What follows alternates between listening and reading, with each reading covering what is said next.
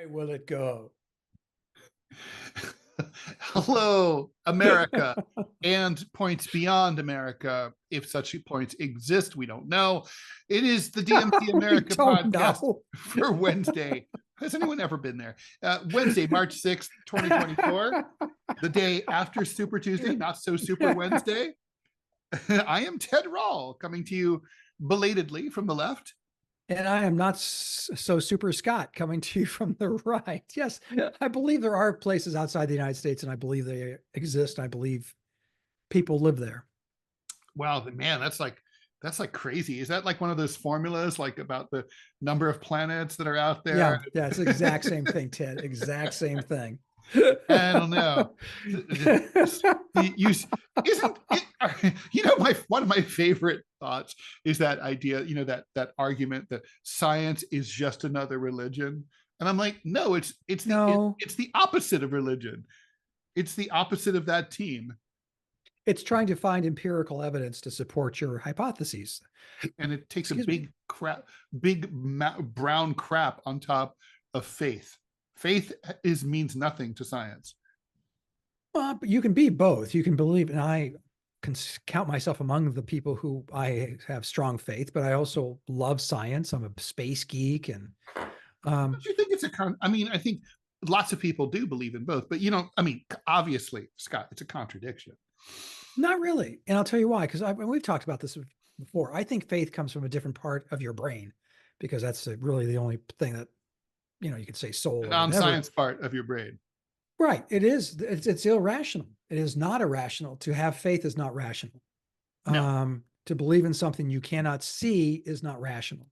Right. But that's okay. And I compare it to, it comes from the same part of your brain that love comes from. You love somebody, you love people, you love things, and and it's hard to define why. You can say why you like it, why you lust after them, whatever your relationship is, but you really can't say why you love them. I mean, that's kind of where I think it's not rational. right. But it's Yeah, not. it's not. No one would ever say love is scientific. Although I guess you can say there are certain enzymes and hormones that are triggered when you have. Oh, sure. Look at the dating sites. There's a million of them, and they all seem to say they have the secret sauce at figuring out who's compatible for whom and how and why. And there may Right. be some science to it that, and let's face it. I mean, what has AI proven? Anything is that we're not that complicated. We're really, Well, I don't know. I would say AI is not doing a great job yet, right? I mean, I just came back from lunch with a friend of mine. He's writing a novel, and he's using an AI helper called, I actually wrote it down. Plagiarism.ai. No, it's called Replica with a K. So it's the extra K it's is like for America with a K. replicosity. But and you can have literal conversations with it, saying, "Hey, listen, I was thinking the character was going to walk through this door into a bar," and the replica will say, "I don't know that your character would do that." I mean, Wow. it's weird. The things I thought that AI and the computers would be the last thing that they could do is now becoming the first thing they can do, and that's creating art, literature, poetry. Some of the literature is pretty good now. The art, no, the art sucks. Yeah. Well, some of it, but I mean, here's the thing. I was reading in the Washington Post, and on the cover of one of their sections was how AI art looks like AI art. Yeah. This was clearly it has art. A distinctly early 90s, like, that kind of glow, heavily photoshopped kind of vibe. Yes, exactly. And so this was clearly an AI product, but at the bottom of it says artwork by, and had a name. Not the AI site, not, Chat GPT or Dolly or any of that stuff. It was art. And it made me furious for obvious reasons. Because as an artist, it's like, I sign my art because I've created that art. This guy did not create this art. He typed in, draw a person looking at the night sky while standing amongst a bunch of petunias. And then he got it. Yeah, no, well, I mean, yeah, no, that is obviously problematic, to say the least. So, Scott, speaking of problematic, let's talk about our election system. So yesterday was Super Tuesday. Donald Trump eliminated his last rival for the Republican nomination. Nikki Haley dropped out of the race. Trump swept every one of the GOP primaries except for Vermont, which even Nikki Haley just fell short of 50% in Vermont. So she didn't even really, she won that one by a plurality. But in most states, he was well into the 70s. So comfortable win there for Donald Trump. Over on the Democratic side, things were a little bit more nuanced. Biden also prevailed. Far fewer Democrats showed up to vote for him than Republicans showed up to vote for Trump. But I would attribute that, to correct me if I'm wrong, to the fact that, Trump versus Haley was a real contest, versus Biden versus Williamson and Phillips was not a real contest. And so this was a distinctly Scottian kind of event. The only surprises were, and I will save the best for last, uncommitted won by 19% in Minnesota. That's a big headline for a couple of reasons. That movement started in Michigan. Wait. I thought it only got 19%. It got 19%. Okay, so it didn't win by 19%. No, it got 19%. Correct, did not win. Thank you for the correction there. But uncommitted got 19%. Now, bear that in mind, that the uncommitted movement in Minnesota only started a week ago, after 13% of Michigan Democratic primary voters voted uncommitted after months of campaigning in favor of that. So just with a week to go, the Minnesotans scrambled with a far smaller Muslim population than Michigan. And even so, the percentage was sizable. 1 out of 5 Democrats voted for uncommitted. North Carolina, 11%. Colorado, 8% uncommitted. So that's something that Democrats have to be watching. And of course, what we really should spend several hours talking about is the results from American Samoa, where Joe Biden got his ass handed to him by someone we've never heard of. Who, by the way, didn't even go to American Samoa to campaign. There were only like 90 something votes cast in American Samoa. Okay. But more than half of them went to this other dude. Who was the other dude? Oh, I have to look that up now. You're embarrassing I'm me. sorry. Yeah, no. If it was Guam, I'd be all about it. No, I know, but it is like a Guam-like event. It is well, do you remember that you and I, working when you were helping me with Prickly City, and we decided to have Kevin, the lost bunny of the apocalypse, enter the Republican caucuses in Guam? Jason Palmer wins 51 votes to 40. Oh, who is Jason Palmer? Do you have any idea? Jason Palmer is apparently an entrepreneur. Okay. Businessman. He will be best known as the man who won the American Samoa caucus. That is, as goes American Samoa, so goes the nation. You would think that this would actually be a story, because that's kind of stunning. It is a story. It's a curiosity, of course. Well, to finish our story about Prickly City trying to get one of its characters to win the Republican caucus in Guam. Do you remember how that ended, Ted? No, I don't remember how that. Guam canceled the caucuses because apparently Kevin, my character in my comic strip, was getting some significant traction. And so they canceled it because they were afraid he might win the caucus. How awesome would that have been? Oh God, that would have been like such a moment as a cartoonist. It would have been epic. So they just changed it, and the central, the whatever they call the Central Committee or whatever, the Republican Party gave its delegates to, at the time, I believe it was Donald Trump, or who, it must have been, this was 16. So I think they gave it to Trump. You should definitely reach out to someone in Guam and do an appearance there someday. I kept trying. Yeah, you should do it. I mean, it's like, I know the airport's a little dicey, so you might not make it, but like still, there's been incidents. I think it was Korean Airlines where a plane skidded off the runway in Guam. Oh God. Yeah. Not good. It's a small place. Probably not a lot of room for the airport. And then we will dive into Super Tuesday. But Ted, real quick, have you ever had a joke in your comic strip that was funny only to you? Have you Oh, ever that's done that? like, that might be all of them.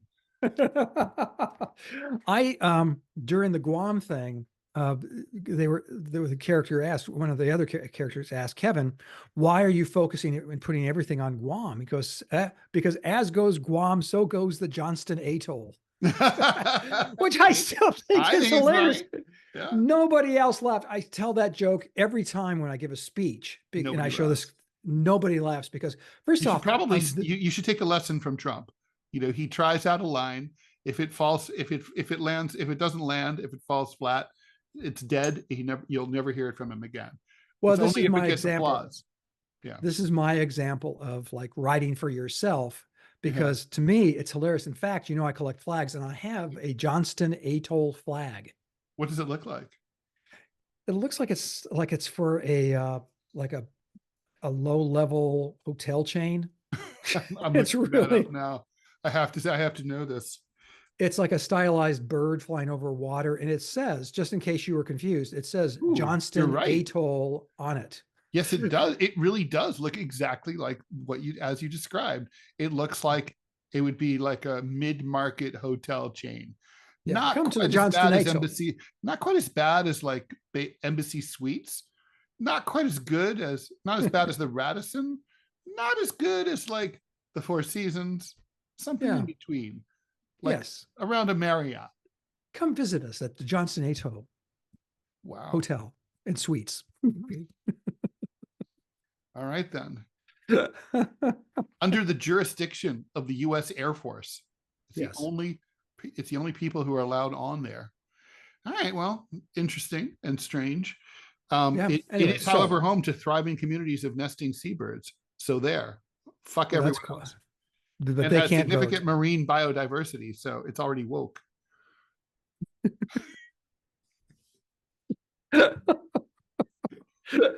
Anyway, so let's talk Anyway, about the election results. Is there well, let's anything? talk about Jason. I want to learn more about Jason Palmer. Maybe we'll just save that for the next podcast. Okay. Well, Jason Palmer is currently the lion of American Samoa. So, although American Samoa as a territory is not allowed to vote in November for president. Right. So, Right. Our territories are not. That's why Puerto Rico does not have a senator. nice democracy we've got. Anyway, so what was I going to say? Oh yeah. So like, all right. So Scott, what jumped out at you, if anything, or was this a completely, I mean, look, to me, this was a 98% predictable outcome. Yes. What was it? What about that 2%? Is there anything in there worth noting? I think the Nikki Haley, the 20% in the Republican Party that voted for Nikki Haley, clearly those were protest votes. They weren't voting for Nikki Haley, but they were voting against Trump, and that's rather telling. Although in some states those were Democrats. There were, and so that it's hard to figure out, to get a very specific focused idea of where these numbers came from and where they're going. But it's okay, 10-15% of the Republican Party doesn't want Donald Trump.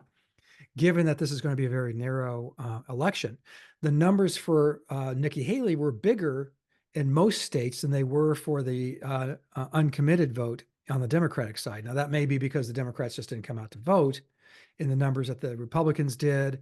Whatever the reason, I think that's rather telling. The uncommitted stuff, I think that's a progressive wet dream that just, you and I have talked about that. I don't know that it's significant. 19% is nothing to sneeze at, but the 13%, 15%, you always have that element in the Democratic Party. You always have. What was his name, Ted? The senator from Iowa. He was a socialist and didn't, before they could call themselves socialists. Harris. Does that ring a bell? Harris. Yeah, Harris.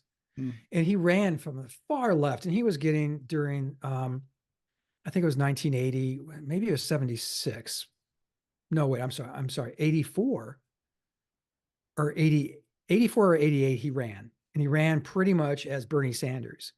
And got, about, again, 19-20% of the vote. I suspect there's that element of the Democratic Party. So that doesn't really, if I was Biden, I wouldn't be freaking out, man. I would be pushing for a ceasefire in Gaza and get that issue off the table. In Do you think addition, that do you think that is, I mean, what would a cease, I mean, look, I do think that's the main takeaway from yesterday's results, is that anger over Gaza is significant. The question is, but that raises a lot of questions. Is it enough to keep people from vote? I don't think they'll move over to Trump unless no. Trump were to able to be like Richard Nixon in 1968 and have a secret plan to end the war in Israel, in Gaza. But but like they would not. But would it be enough to keep them at home? And if so, like what could, like, how does Biden solve this problem? I mean, if you're paid $10 million to advise Joe Biden, like, please help me with this sticky wicket, right? I mean, I can't risk offending AIPAC and Jewish Americans and other American supporters of Israel. But I've got the progressives are crawling up my ass. They're pissed off.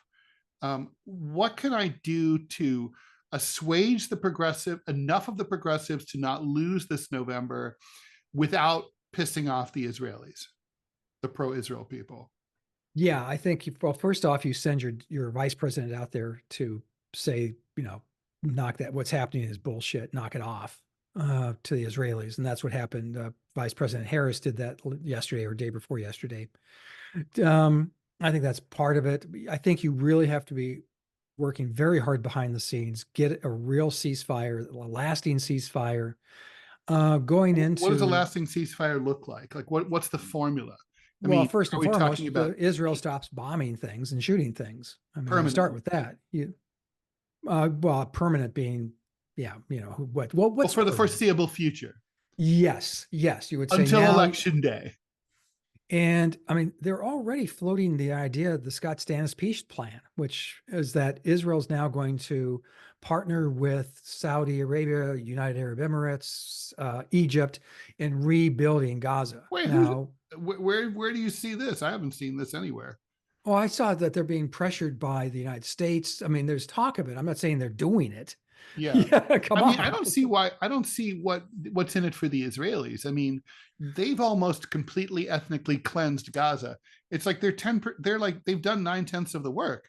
Why would they quit now? They're about to get at the whole thing and kick the entire population out into the Sinai. Why would they Right. stop? Because the blowback on that internationally in Israel, Netanyahu's not going to live forever, and they're going to have to live with the repercussions if they do decide to just, occupy and just turn it, as you say, into Club Gaza. And but the advantage to them being the ones building the stuff, Ted. I mean, think about this: you can have very sophisticated listening devices implanted in the walls of every house in Gaza. True, you could do that. But I mean, And these people the Palestinians have to go somewhere. Are they just going to send them off into the Sinai? Egypt's not going to put up with that. Egypt will say, you have to go home, and there has to be a home to go back to. right, right. And the thing is that up until now, starting with the establishment of the state of Israel in 1947, there has never been an incident when Arabs were ethnically cleansed by Israelis where they were ever allowed to return home. So this would be, I mean, obviously there's a first time for everything, but it's never happened before. So the Palestinians are extremely skeptical that they'll be allowed to return. Well, and you can't blame them for the skepticism, but the proof is in the tasting, right? It's going to be if Israel does step up and do what it should do. But it's not. I mean, they're not going. So in other words, what you're saying is Biden's doomed. This is not Not going. None doomed. of this is going to No. happen. No, I think bringing it back to American politics, I think a ceasefire goes a long way to quelling some of the criticism. Clearly, especially if it's But what about people like me who are going to say, "Fuck you! You killed 30,000 people." Well, And I don't, and you can't bring them back to life. right, but I think that's unique to you, and we've had this discussion sometimes heatedly, that I don't think the American people give a shit once it's out of their minds. Look at this. Where's the protests? Some Americans, some people. The thing is, I don't think a majority of the American people gives a shit, but in a tight election, enough of them do give a shit to deny Biden re-election. I'm not sure that that's true. I don't think the number's that large. In addition, I think the issue can, if assuming for a moment that there is a ceasefire, say in the next 30 days, that issue goes away. I mean, it truly does. You're going to have some people on college campuses who are going to wail and grind their teeth and gnash their chests or whatever. I'm sure it's in some order like that. Uh, but they don't fucking vote, Ted. Young people don't fucking vote. So Well, they voted in 2020 for Joe Biden.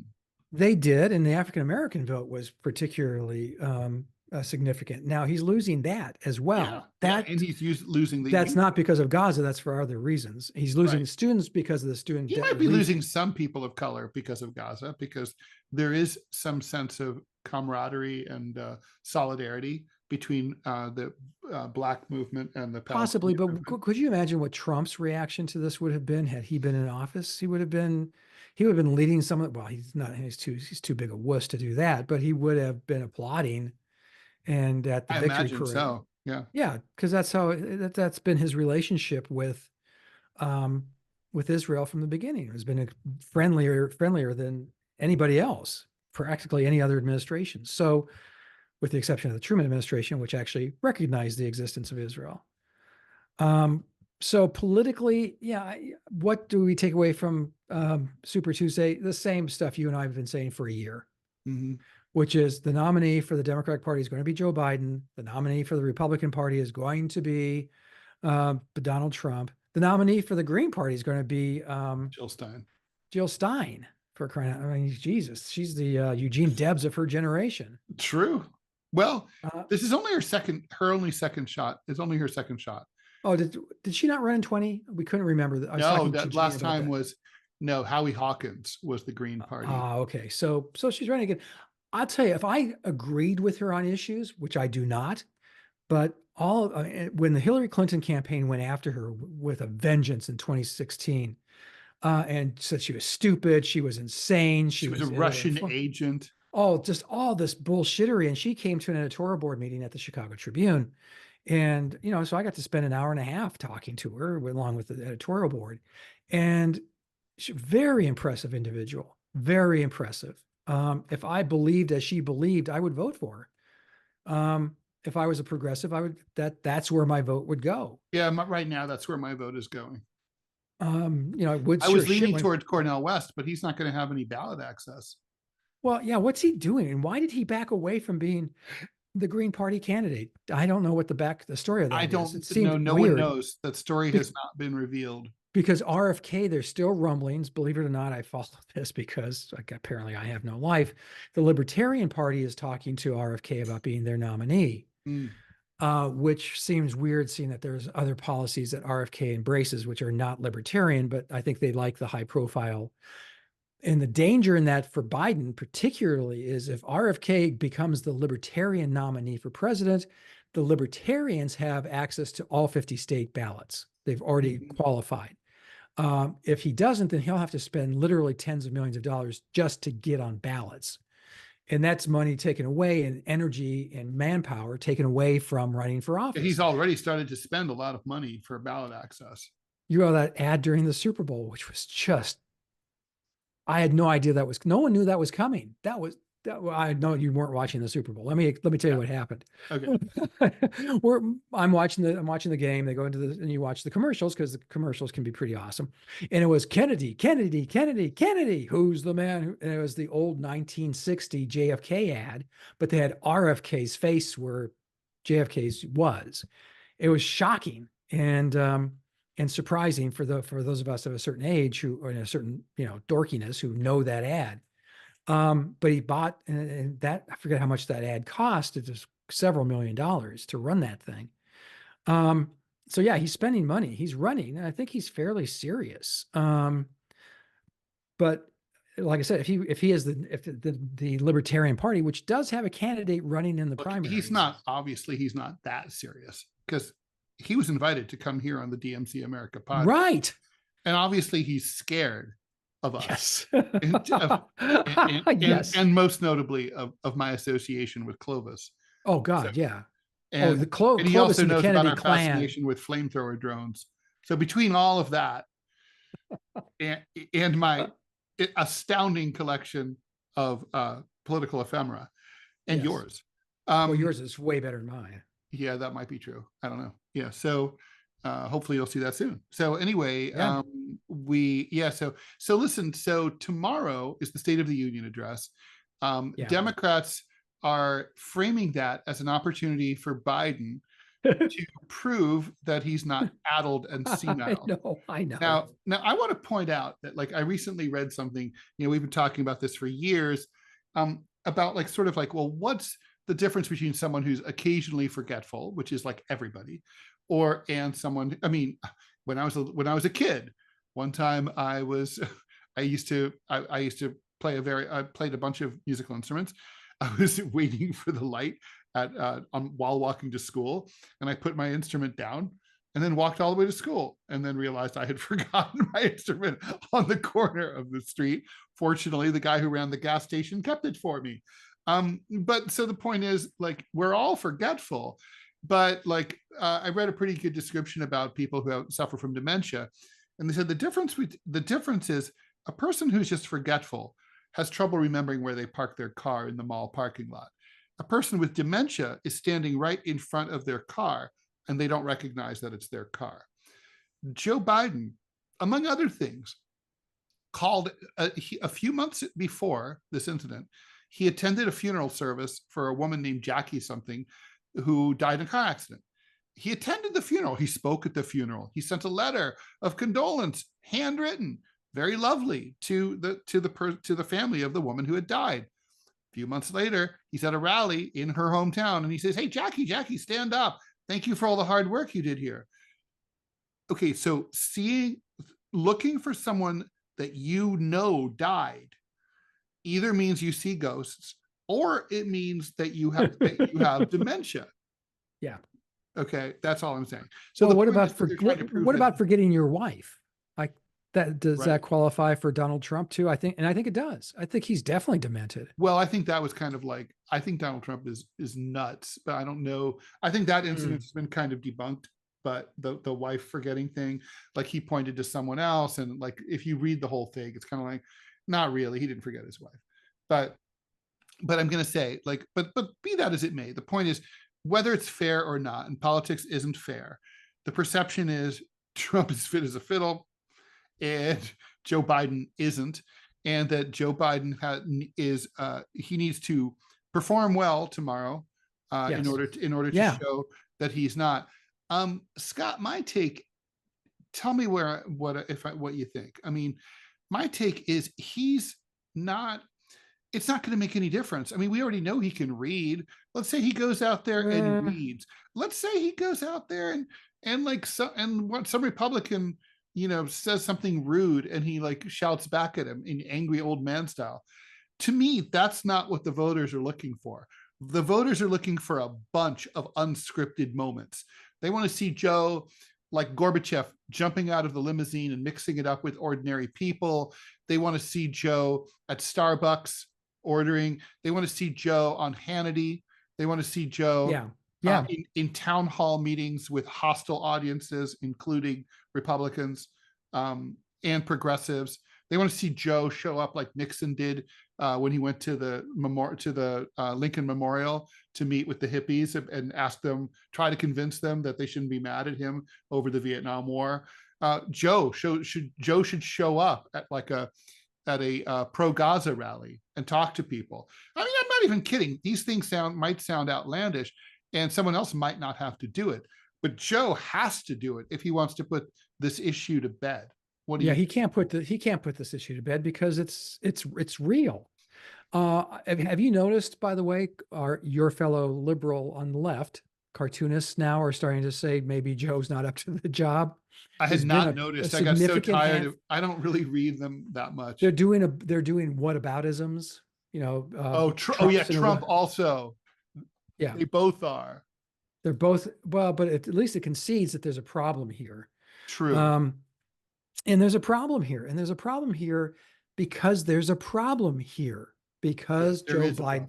So, I mean, Joe Biden, here's what it would take tomorrow night. He'd have to, Mr. Speaker, the President of the United States, he'd have to sprint down to throw his speeches to the speaker and to the president of the Senate, then literally from a dead stop jump up to the visitors gallery and give Jill Cirque just a Soleil big, style. yeah, a big groping kiss, and then jump back down and strut to the podium. And then walk up and be like, hey, bitches. Yeah, anything short of that. Yeah. You can't, because the thing is, I mean, Ted, He's just going to walk up there and read. And so, okay, he walks up slowly, by the way, don't forget they Shuffling. he shakes hands with people. Watch this. If he has his handler, now this is something I've noticed in the last 6 months. He always has somebody near him. Oftentimes it's kind of a nondescript person. They don't look typically like Secret Service. They're not some burly dude. I've seen a couple of times where it's sorry, I told you once before, everything is connected to my Mac everything. So you could just got a disconnect call. that. So you just can. doesn't know. I know I should do. Next time I'll try to remember, and I won't, because I'm old and I'm addled. No, but he had the last time I saw him, I was actually an African American woman who seemed to be in like late 30s, early 40s. She's not aware of his history opposing no. She's absolutely, her job is to help him stand up and sorry. Walked all over your line. I know. Dick. Sorry. Sorry. No, I had that coming. No, but her job is to help him sit up and stand up and sit down. Our friend who we've had on this podcast before, Charles Lipson, kind of gave it what he thinks the State of the Union is going to be. His prediction is going to be roughly 60 minutes, because that's about the outside. Short side. 60 minutes isn't quite it's short. Always a terrible speech. Well, there have been some that have been better than others. And I mean, Reagan's well, they're all bad. What is the best State of the Union address that's ever been given? Oh, I think JFK's when, we dare to go to the moon and do the other things, not because it is easy, but because it is hard. Oh, is that a State of the Union? He had given that speech earlier in Texas, and then he incorporated the same verbiage in the State of the Union. I'd say, I'm trying to think of some others. Reagan's were good because he was theatrical. Remember when he brought the briefcase? He's carrying this huge briefcase. He puts it down by the podium, and then he starts into the State of the Union. He says, "This is the federal budget." And he pulls out these 3 massive bound binders. He says, "That's just for this year." And it was a great moment as theatrical. Yeah. I'm trying to think. The only one I can kind of remember is right after Monica Lewinsky scandal broke, Clinton his staff went through his copy with a fine-tooth comb so he would have nothing that could be even remotely construed as sexual. Which I think, could you imagine there? Okay, Ted, you finally made it. You work in the White House for the President of the United States, the most powerful man in the free world. Here's his State of the Union speech, the most important speech he'll give this year. See if there's any references to dick or pussy in this. De-sex this fucker. Make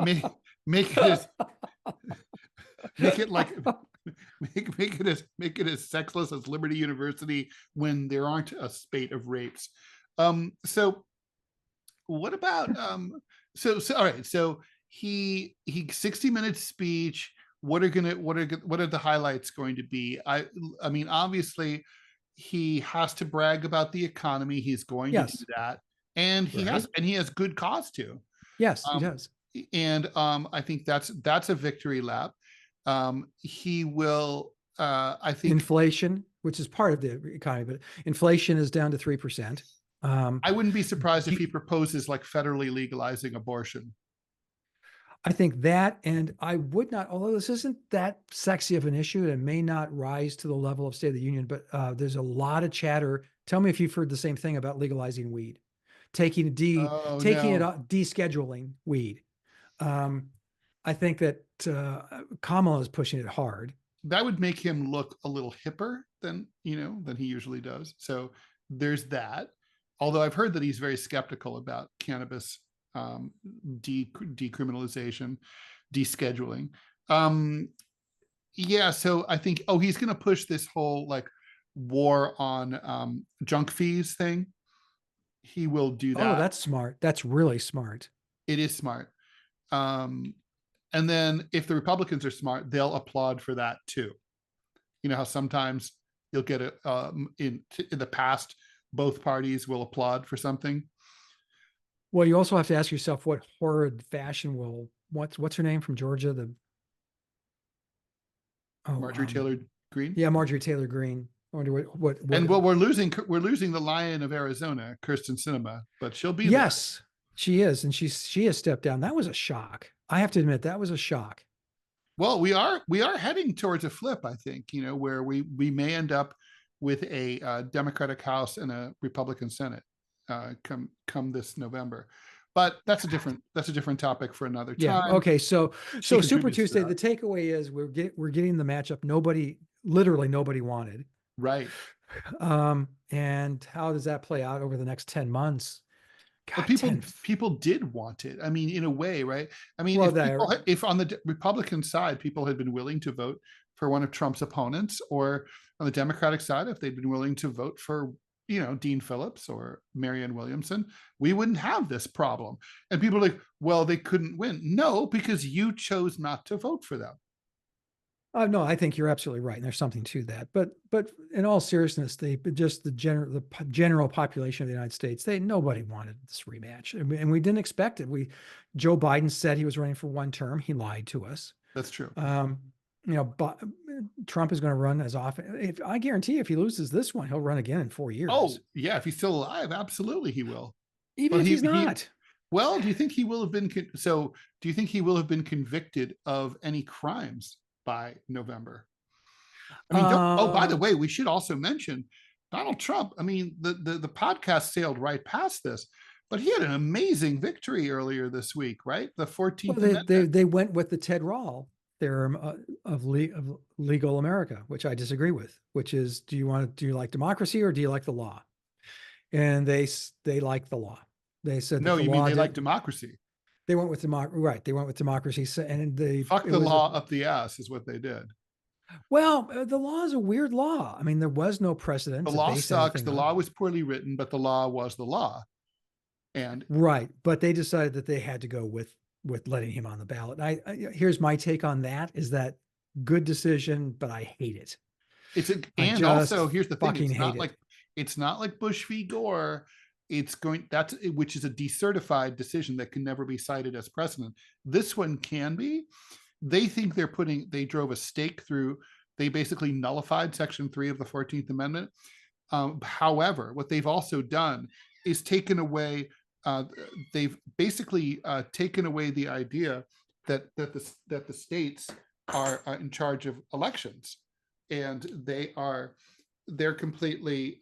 So now, like, if you think about Bush v. Gore, the reason they decertified that election, that decision, was because the Florida State Supreme Court should, under our Constitution, have been the highest authority.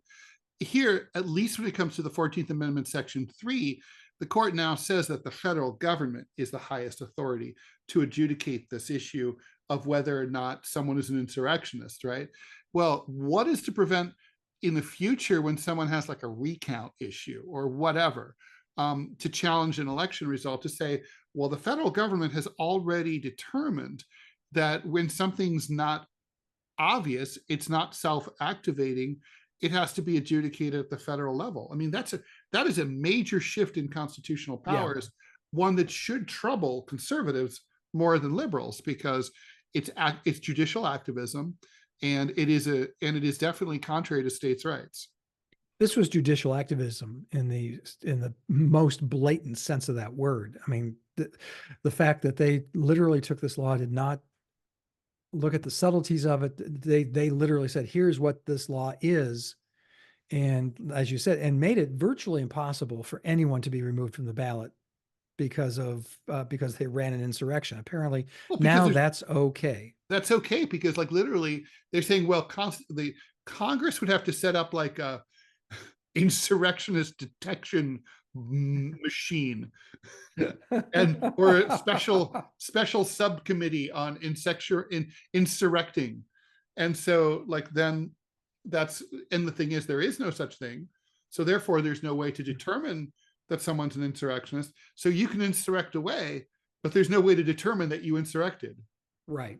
Right. So, again, I think given, like I said, the Ted Rall approach to this issue, which was the democracy or law, you go with democracy, and that's what they By the way, chose to do.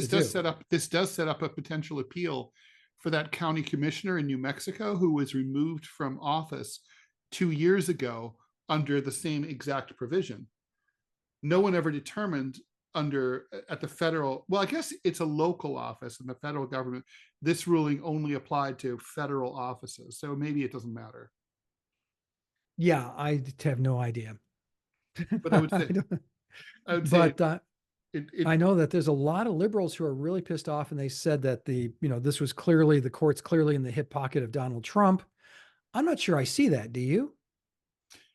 No, I don't think so either. I think they were in the hip pocket of electoral democracy. I think that, like, look, here's the thing. This is another example of why a two-party system sucks. Scott, let's say we had 8 parties and you kick someone off the ballot for being an insurrectionist. I mean, it's problematic, but it's not, going from 8 to 7 doesn't eliminate choice. It eliminates an option. If you go from 2 to 1, you've eliminated all choice. Yeah, absolutely. So, all right. Well, so I'm glad we're on the same page there. All right. I will, let's close this out and we'll move on to the next topic, which will be, of course, euthanasia, obviously. Keep it right here. We'll be right back. Of course. Why not? Hey there. Welcome back to the DMZ America podcast for Wednesday, March 6th, 2024, podcast number 140, section 2. I'm Ted Rall, coming to you from the left. And I'm Scott Stantis, coming to you from the right. We're going to be talking like this now. Euthanasia. Euthanasia. There's, that's one of my favorite puns. There was a punk band called Youth in Asia. Were they any good? They're all right. Not that great, really. Well, they peaked at their name. So as you brought up this topic, so you should probably bring us in. Yeah. Illinois, where I am the editorial cartoonist among my many jobs, is the editorial cartoonist for the Chicago Tribune. Euthanasia or assisted suicide is now making its way through the state legislature there. Interestingly, they have, I believe, I'm not entirely sure how many other states. I know Oregon has it. Does any other American state have it, to your knowledge, Ted? I think maybe Massachusetts. That seems like a place you'd want to die. They obviously have it overseas, Switzerland being chief among them, but other European countries, I believe many of them, all, if not most, if not all of the Scandinavian countries have it. And effectively what you can do is you go and you say, let's say, Ted, I'm sorry, with the lump is you've got 4 months, 5 months, 10 months, and you can go, okay, I don't want the pain and the suffering is not what I want to do. You sign a form, you go get tested psychologically to make sure you're A-okay, which I doubt you would be because, you got 10 months to live. Yes, but, there's that. Okay, regardless of that, but you here, and this plays into the rest of the discussion. So stay with me. You have to prove that you're of sound mind and body to make this decision, to say, yes, I want to use medically assisted suicide, which makes it easier. It does. I mean, a friend of mine is a anesthesiologist here in Alabama, and we've discussed this issue. And it's interesting. It's a pill. It's almost like it's like a mega Ambien in some way. You instead of taking 1 Ambien, you're taking 100. You take an anti-vomit medication. You take an anti-anxiety medication if you want it, and then you take the pill, and you go to sleep, and you don't wake up. It's pretty simple stuff. It's painless although who knows, maybe your dreams are going, no, but it's generally perceived to be painless. Like I said, the state of Illinois is now debating this question. It's one of those questions that Ted and I go round and round about. I don't know that we're going to disagree on this one. There are elements of the law that I don't like, which is the sound mind and body, because Ted and I have both dealt with parents in dementia, family members who've dealt with dementia. Let's say you're diagnosed with early onset Alzheimer's, and you know what's in the mail. We've witnessed it. We've seen it. We know what's coming. But how this law is structured, how most of the laws for assisted suicide are structured, you cannot wait until you are disabled Mhm. by dementia. That is to say, you learn now, oh my gosh, I've been having some cognitive issues. You have early onset Alzheimer's. You can do it now. But if I say, listen, I'm going to have probably 18 months of relatively good life, and I'd like to live that. You can't do that. At the end of those 18 months, when you are literally mentally debilitated because of the tests they use to see if your cognitive skills are enough that you've made a conscious, clear decision, those are going to be gone. So, then you can say, well, now we're talking about euthanasia. Are you talking about, and euthanasia, I have a serious problem with because you can say, Ted pissed me off that last segment. He'd want to be put to sleep. Ted would have wanted it this way. And Ted's going, no, I don't. Yeah, no, Ted, he wants to die. Give him the injection now. No, I don't want it. Trust me. He's out of his mind. Just let's end the suffering now. That's where euthanasia can be used as a weapon against somebody, and I don't agree with that. But assisted suicide, I have a problem. I'm not sure if you do too, Ted. I have a problem with suicide in the sense that I find it selfish, and I find it to be. I don't think God likes it. Well, you don't believe in God, so I guess this isn't an issue for Ted. No, like, I, yeah, God doesn't get a vote in my democracy. but given what I've just described, I mean, this sounds like something that the United States should have. We do it for dogs, we do it for horses, we do it for Yeah. cows. Um, it This just used to seems make me feel very uncomfortable, and not least because of, I think it was called the T1 program, the Nazis euthanasia program in the late 1930s, that was used to basically say that it was used against mentally ill and disabled people, to yeah. say that it was life unworthy of life, or some such phrase. And it was the gateway to the Holocaust. In fact, they started the idea of gassing people en masse in the euthanasia program. They jury rigged vans. They called them gas vans, and basically they put people in the back of the van, and they ran a hose up from the exhaust pipe and then drove around until everyone was dead.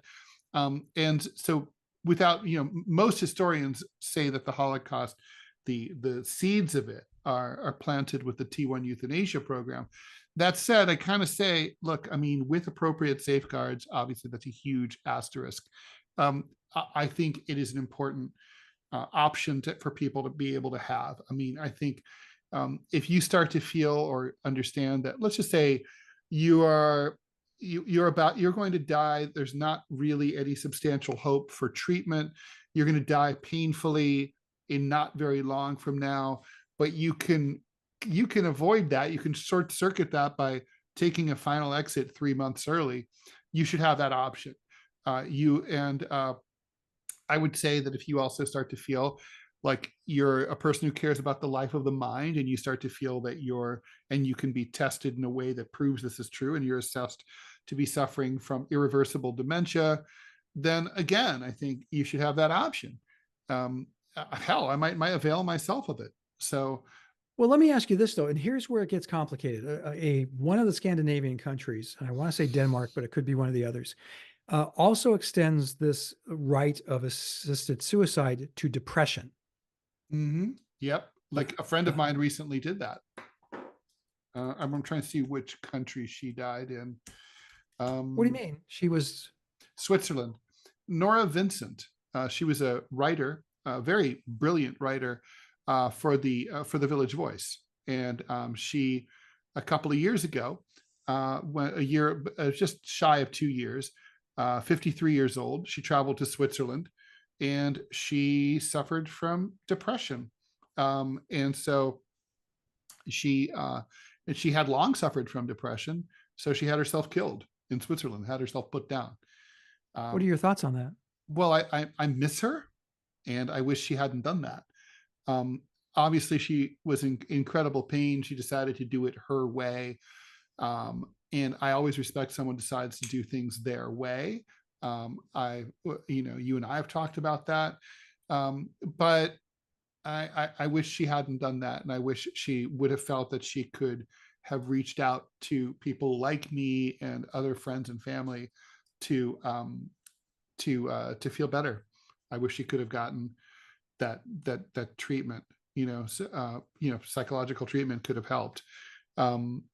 She was obviously troubled. I mean, it's really no different than someone jumping off of the Golden Gate Bridge. Right. She just decided to do it without causing any muss and fuss to the Coast Guard. So she had every right to do that. I wish she hadn't, but it was her choice to make. I don't know if she had a right, and I'm certainly deeply troubled by the state enabling someone to commit suicide that way, for those reasons. And it's not that I don't understand depression. I suffer from it myself, but and this may just be a generational thing, that you can work through it and it does get better. Suicide is a short-term solution to a long-term problem. You can work on it. And she may have, your friend probably obviously felt hopeless. And I'm not diminishing or demeaning people who get to that point, but I have a significant problem with the state enabling that suicide. I really, really do in that instance. And that's where, and again, the possibility of abuse is significantly raised under those circumstances. There's no question about that. Like, I mean, abuse is almost like, it's hard to imagine how that's not going to happen. It's an incredible power that, you just know that someone's going to, I mean, someone who wants that inheritance is going to be like, so mom, bye. Yeah, you don't want mom soaking it up by being in the rest home and spending all that money that could go towards you and your fabulous vacations. Exactly. So, okay, well, it sounds like you and I really don't disagree on it. It's an issue that fascinates me. Like I said, dealing with a family member who has dementia and just looking down the road at what lies ahead as I turn 65 in a couple of months. Would hope I'll just go to Ted's and just get myself go on the subway with a backpack and tell the cops to go fuck themselves if they don't search it, which is a great segue to our next segment. Indeed it is. So we'll take a quick break and get back to that. Welcome back to the DMZ America podcast for Wednesday, March 6, 2024. I'm Ted Rall from the left. I'm Scott Stantis from the right. All right, so let's talk about this story here in New York. The governor of New York, improbably, way upstate in Albany, a good 3.5 hour drive north of New York City, assuming no traffic, which never happens, has decided that the subways, which are sketchy, dangerous, poorly funded, under patrolled, what they really need is an infusion of testosterone. So she's sending in the state police and the National Guard. She's sending in troops into the New York City subway. And at first I was kind of excited by this because I thought, oh, we're finally going to get something that feels like the 1980s when we had our own transit police department, which were only for the subways. Every single train, particularly at night, had at least 2 cops riding the trains, and they'd go back and forth. The trains are where you feel the least safe. I mean, sometimes the stations as well. To the extent that there's ever a police presence nowadays, they hang out by the turnstiles, but not on the platforms or on the mezzanines or on the trains. So this apparently will not solve the problem of there being no authority on the trains. However, they will be bugging us and setting up tables to stop and search us, look through our bags, so that when we're in a hurry to go somewhere, no, we're gonna have to stop and have them look through our shit. I gotta say, this seems to be like just creating an extra problem.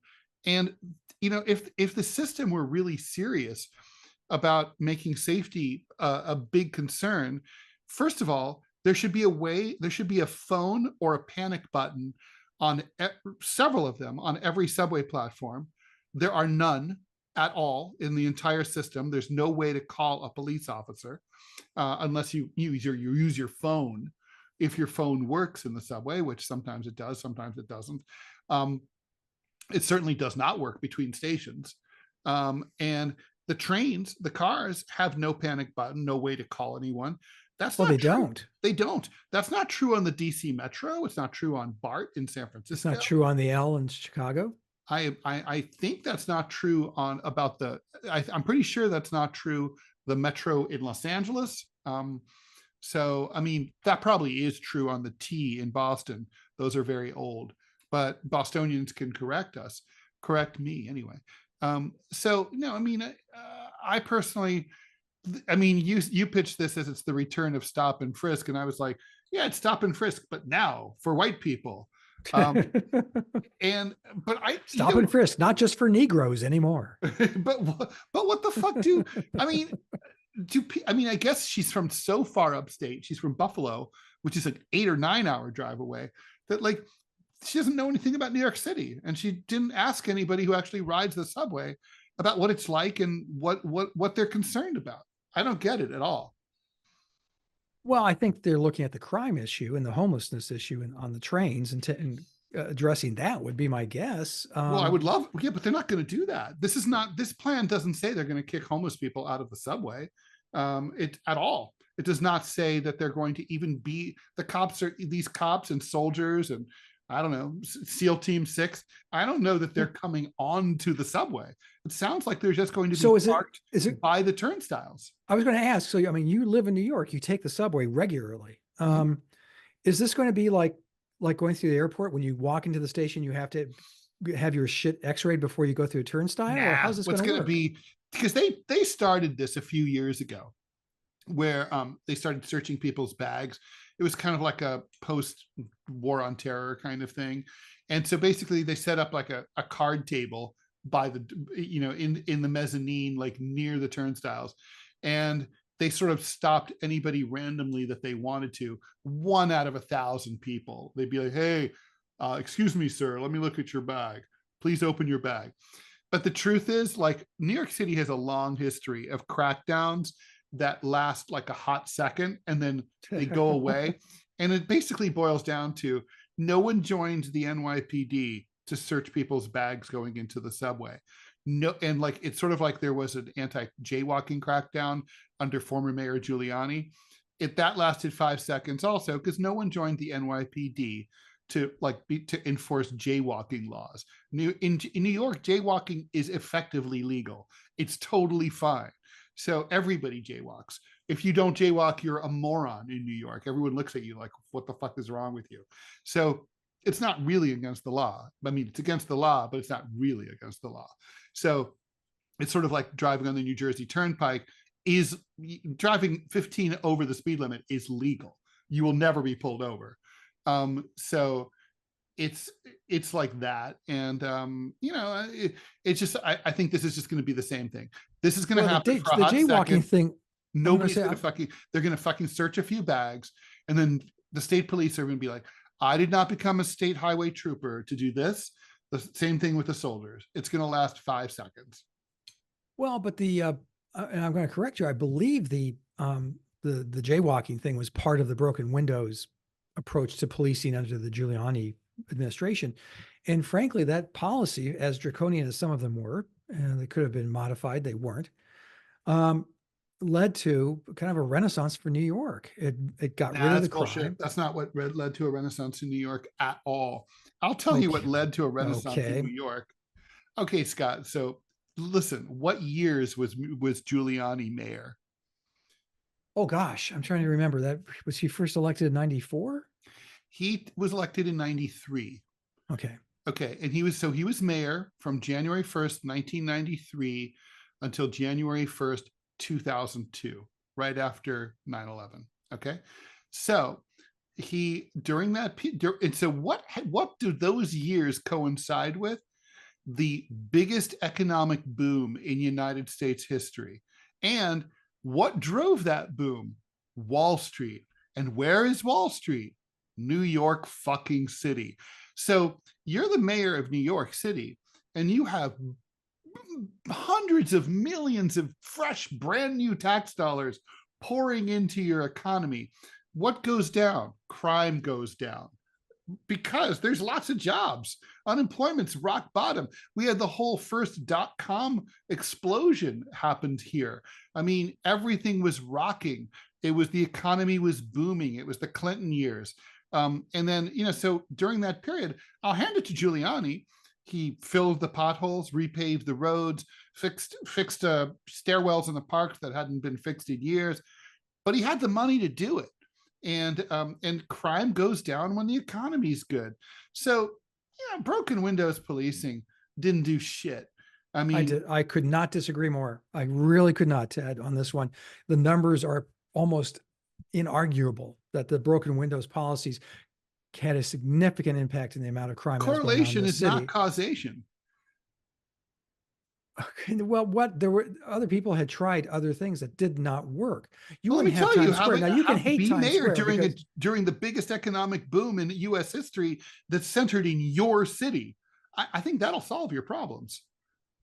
Well, I would say that as the economy gets better, I'm not sure that the crime there is getting better. It's certainly not getting better. It's going down nominally in Chicago, for instance. Well, how's the economy in Chicago? Downtown, it's in dire because of the empty office buildings. Come on, you show me a place with an improving, like a significantly improving economy, even internationally, and I will show you a place with a declining crime rate, guaranteed. Oh, I would argue that the Rust Belt would be the exact opposite during a boom time, that got hollowed out, and the crime when most of those places like Ohio became meth-based economies. What boom time? The boom time you just mentioned. There was no boom time. The boom didn't affect the Midwest like that. It affected the country. Damn right it did. It was completely uneven. It was totally like a coastal boom. Like places like where I grew up in Ohio were getting completely gutted throughout the 90s because of NAFTA and all that shit. Yeah, well, that did help the internationalization, globalization, outsourcing. I mean, right. They had a manufacturing-based economy at a time that the U.S. was engaged in a full throttle push for deindustrialization. No, I think that's totally not right. I mean, I don't think you can point to a single place where there's not a direct link between the economy and crime. I mean, the better the economy, the less crime you've got, and vice versa. No question. I would say Chicago is a good example. Look at the crime numbers from the 90s. Horrible crime rate, horrible murder rate, really double what it is today. Well, they were part of the American economy, and you have obviously a massive part of the economy is there in Chicago with especially agriculture. Part of the American economy, but it was the shitty part of the American economy.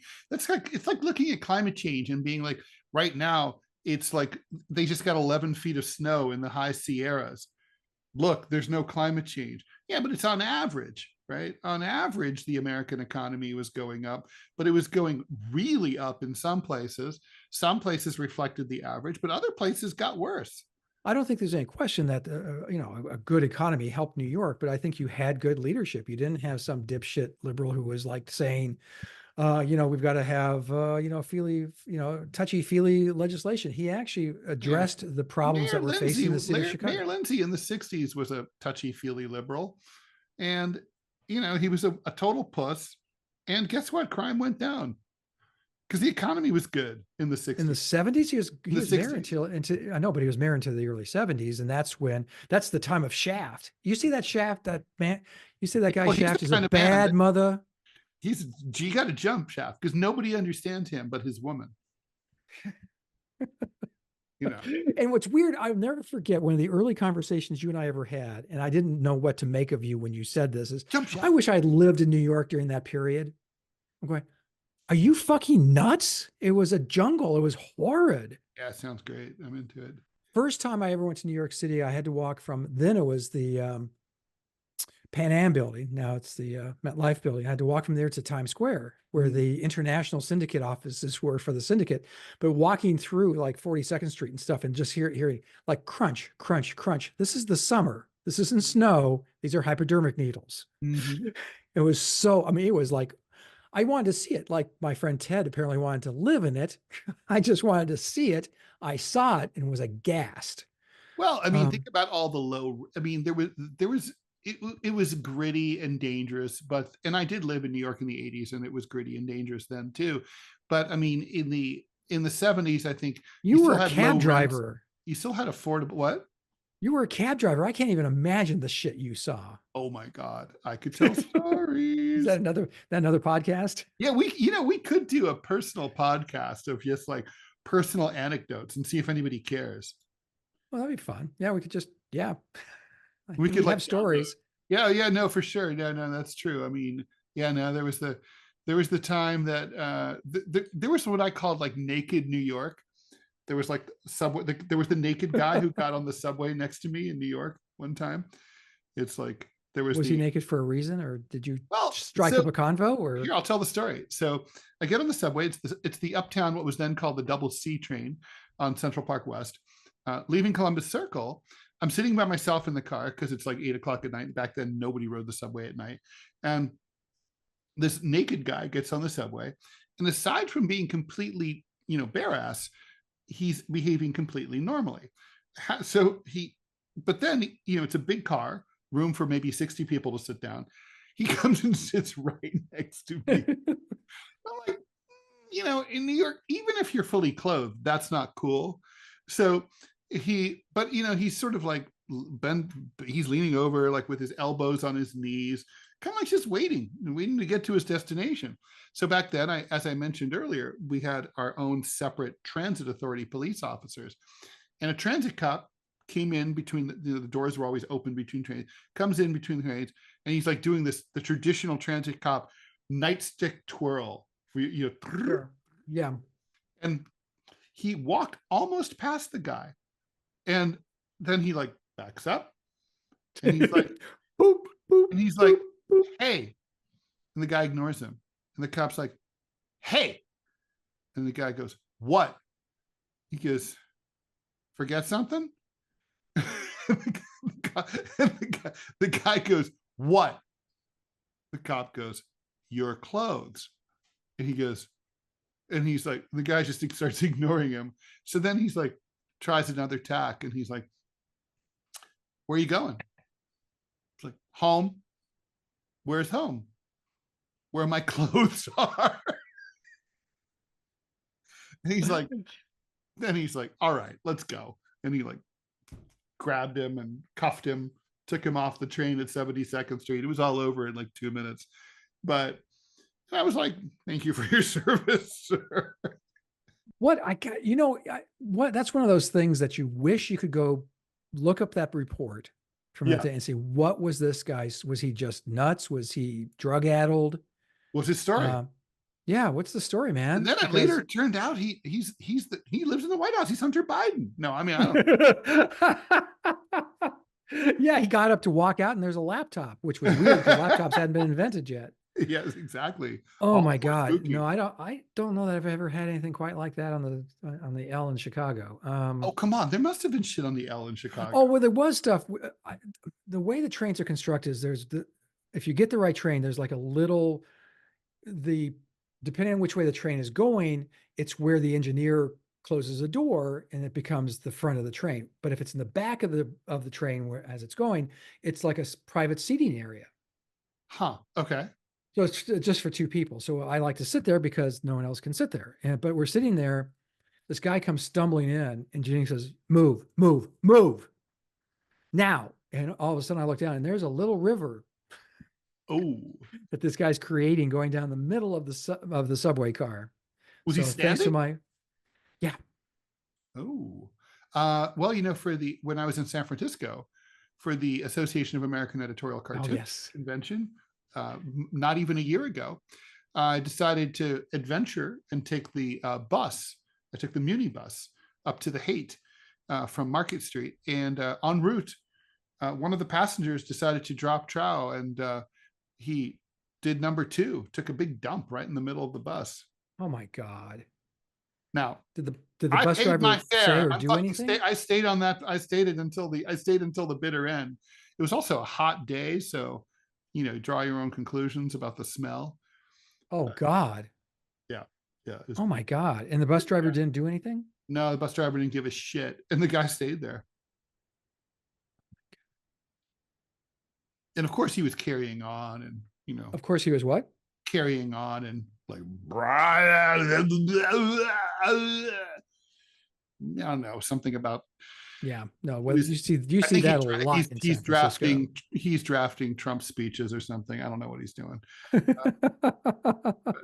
Or the first draft of this State of the Union address. Could be, yeah. So anyway, yeah, no, we should definitely do that. We should do or we should do an AMA. We should do an ask me anything, where we Oh, have that'd be fun. Yeah. people just ask us questions. We could do it.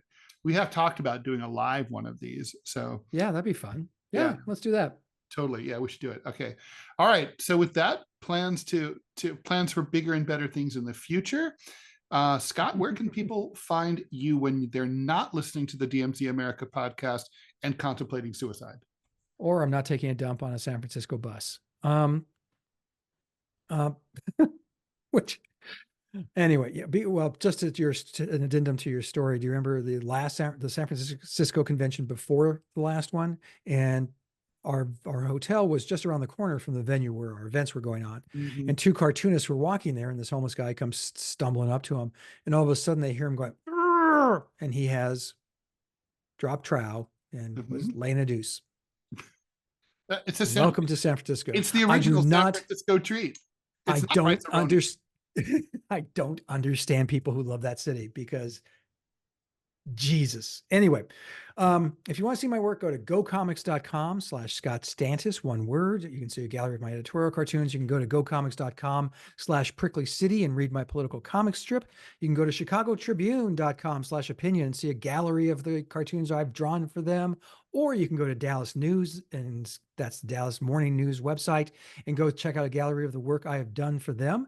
And you can hear me. I actually posted 3 of them. I pulled a TED, as I like to call it. I posted 3 center clips this morning. Woo! All right, Count them, 3.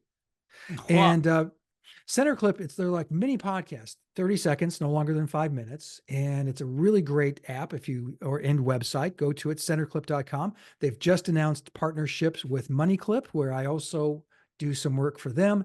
And they just partnered up with Newsweek. And I have a bone to pick with Ted, because last week I was the #1 center clip. This week I'm #3 behind Ted. Am I #2? You are #2. Fuck. God damn it. I should always be #1. I should always be #1. I was #1. I was somebody. #1, Clovis, as usual. That fucking yeah. Meow. meow, meow, meow, meow. All right. So where can we see all things Ted Rallian? Okay, so if you haven't had enough of listening to me here, which I think is doubtful, you could listen to my radio show, which is co-hosted with Angie Wong, Monday through Friday, 10 a.m. until 12 noon Eastern time on Radio Sputnik. It's called The Final Countdown. You can find it on X Spaces or on Rumble. Just look for The Final Countdown and my name. You can go to whowhatwhy.org, find my cartoon that runs on Saturdays. My syndicated cartoons and columns are at my website, rall.com. Also, gocomics.com/Ted Rall. And that center clip thingy. All right, Scott, always a pleasure. All right, brother. Love you. We'll step it up in the near future, do that personal shit. All right. Thanks, everyone, for listening. Have a great week. Enjoy the State of the Union address. And do not. We may we may come back. Go ahead. We may do a one-off if the State of the Union, if like something interesting actually is said and or happens. Right. So that's not likely, but that could happen. So okay, just be ready. Be ready. We are ready. Always ready. Just like a firefighter in an area with no buildings. Anyway. All right, everyone. Thanks everyone for listening. Bye. Bye.